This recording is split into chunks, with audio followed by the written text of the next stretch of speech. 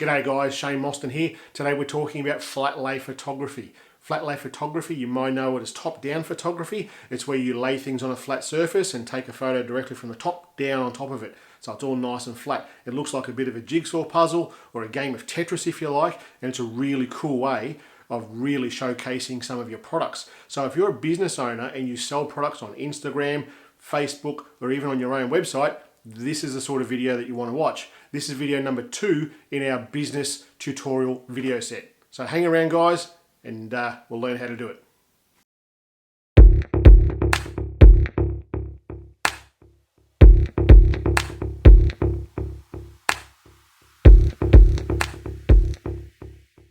So to help us today with our product photography and our flat lay photography, we've got some products from 2 local businesses, Windella Farm and 35 Men's. Windella Farm is obviously our farm. My wife makes all the soap products and body care products. I'll link in the description down the bottom there. And 35 Men's is a menswear store in town in Kahuna, and I'll link their details down the bottom as well. So let's get into it. So, flat lay photography, do you know what it is? If you don't know what it is, here's some examples. I shoot this, and as well as some of my students shoot this sort of stuff, and here's some examples of what you can do with it.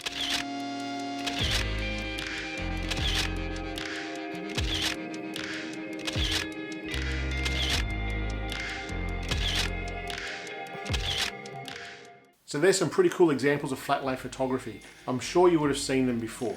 What we'll go through now are 3 things that I think are really important for flat lay photography. 1 is your layout, as in how you lay things out. 2 is how you balance what's on the in the photo. And 3 is the background, the sort of background that you should choose for each one of the photos. And at the end of all that, I'll throw in some few extra tips there to help you really up the game with your flat lay photography. So let's go through number 1, layout. So when it comes to layouts, there's 3 different ways I like to lay out a flat lay photography.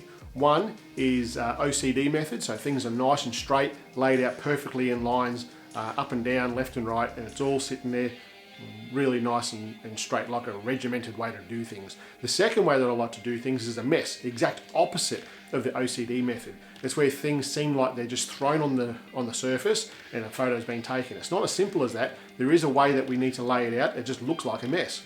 The third way that we do things is with negative space. Negative space is a really cool way to do photography when you're trying to advertise a product. I'll link up here the last video I did on product photography, and you'll see what I'm talking about there with negative space and how you can put in some promotional material into that. So let's go through OCD. What we're talking about here is laying things out in a dead straight, even pattern with equal spacing and so forth. You're trying to group the subjects together that are the same sort of size and go left to right, up to down. If the background that you're using has lines on it, like this table, we're going to use those lines as part of our OCD layout. It's not going to be something that you're going to throw a lot of text and graphics on afterwards. This is really just a bit of an eye-catching sort of a method to take photos with. Number 2 that I'm talking about here is the mess method. This usually works well when you've got a bag or a basket of some sort of container that it looks like you've tipped onto its side and things have fallen out. Don't want these things to be just falling out wherever. You want to still place them so that each item has its own place in the photo. And the third part of the layout is the negative space. The negative space is really quite evident here with this photo. So this is actually one of my students' photos, and she's a gun photographer. And this photo here, if you were a company, for example, this would be a great photo to put some advertising here, just like this. So the second thing we want to talk about now is balance. And when I'm talking about with balance, I'm talking about the subjects that are in the photo. So for example, if you have a number of subjects that you want to put into this photo, a number of props and so forth, the larger props that you have, you don't want to have them all on one side of the photo and have all the smaller ones on the other side of the photo. It just won't be balanced. There'll be heavy things on this side and lighter things on this side. So you want to put them in a way that they all complement each other. So for example, if you had 5 larger items, you might put 1 in each corner and then 1 in the middle. And then if you had 5 smaller items, you'd scatter them amongst the larger items. Hopefully that makes a bit of sense. When it comes to balancing things, if you're using props, just like in the product photography, if you're going to use a prop in the photo to complement the product that you're selling, it can't overpower the product itself. So you can't have a small red teacup as your item that you're selling and then a massive red teapot as the prop. It just doesn't make sense. The hero of the photo needs to be the product that you're shooting. So the balance of that, when you consider the props that you're bringing in, the hero still has to be the product. Okay, let's move on to number 3, the background.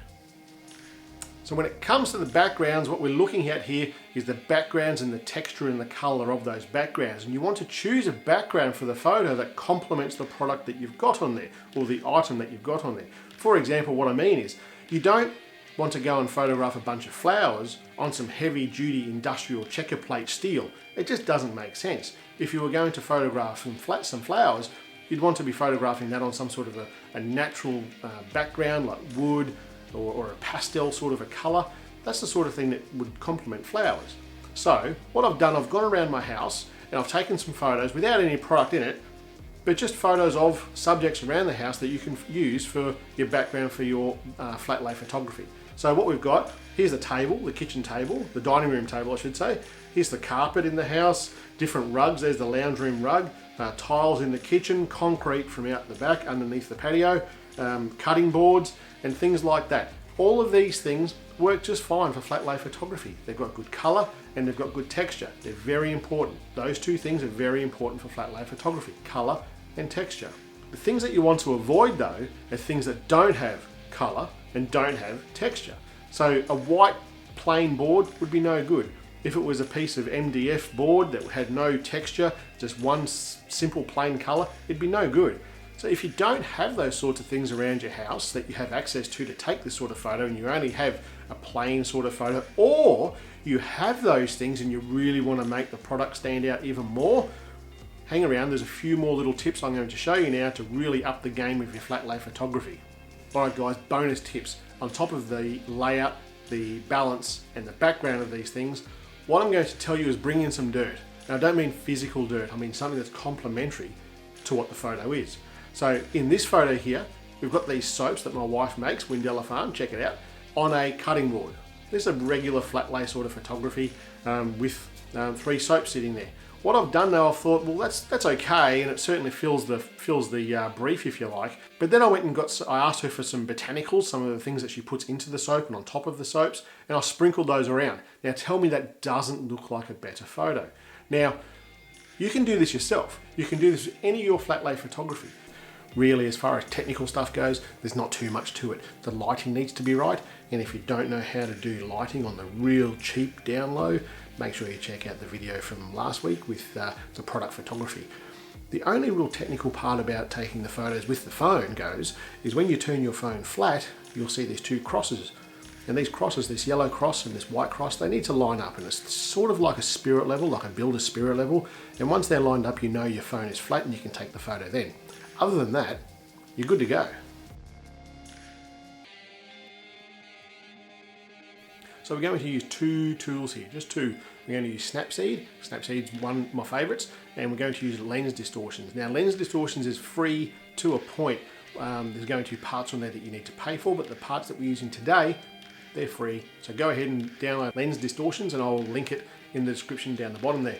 So let's get into SNAPSEED. First of all, we're going to open the photo up. There's the photo of the shoes, the wallet, and the tie and the belt and so forth. I'm going to go into looks and go to smooth. Because there's a really natural looking sort of a photo, I'm going to use that smooth. It's going to give a little bit of contrast to it, and I'm pretty happy with how that looks, to be quite honest. And with most product photography, you want to bring out some detail in it. So we're going to tools, we're going to go into details, and we're going to increase the structure slightly so that it brings out some of the detail in the laces of the shoes, the pattern on the tie, and so forth. We'll scroll up and increase the sharpening just a little bit as well. Now you see up the top left-hand corner of this photo, it's got the light coming in there. That's from the window light coming in, and it's kind of a pale light. And I don't really like the fact that it's a pale, like cold light, because it's starting to look a little bit wintry here at the moment. I want to make that look a bit warmer. So you're going to export that, save a copy, and then we're going to open up Lens Distortions. Lens Distortions, I'll open that photo, and there it is there.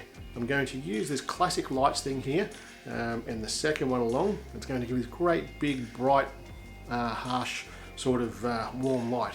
Now you use your finger gestures here, two fingers together, and kind of close it together like you're zooming into something, and you put that up the top corner there, and I quite like how that looks. It's no longer a cold looking light, it's a warmer looking light. I'm going to just hit the top right hand button there to export it, and it's going to save the image, and we're done. Alright guys, that's flat lay photography. It's really not hard. If you've got any questions, put it in the comments down the bottom. I answer everything. I'd also love to hear what sort of products that you're selling online and you're using this sort of technique for. Every week you're going to see a free tutorial on something to do with mobile photography, and every Thursday you're going to see a 3-minute Thursday, and it's going to show you some basic editing on free applications that are able to be used on Androids and on iPhones. So hit the like button if you like what you see, and hit the subscribe button down the bottom, and I'll see you every week. Alright guys, catch you later.